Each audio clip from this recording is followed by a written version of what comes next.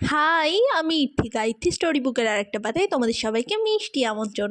আজ সকালে ছিল আমার ড্রয়িং ক্লাস, আর সামনেই তো ক্রিসমাস, তাই সবাই আজ সান্টায় গেছে। আর ক্লাস করানো হয়ে গেলে আমি চলে গেছিলাম একটু বাজারে, বেশ অনেক কিছুই কেনার ছিল।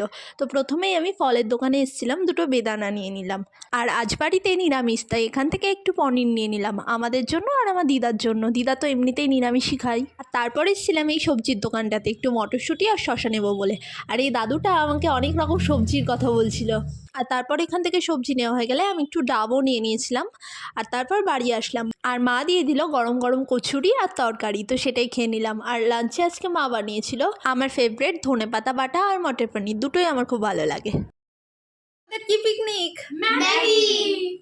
আর এই ডিসেম্বর মাস পড়া পর্যন্ত তো রোজই আমাদের ছোটোখাটো কোনো না কোনো পিকনিক লেগেই আছে। তো আজ ছিল আমাদের ম্যাগি পিকনিক। আর এই শীতের সন্ধ্যায় সবাই মিলে আগুনের পাশে বসে আগুন পোহানো আর ম্যাগি খাওয়ার মজাই ছিল আলাদা।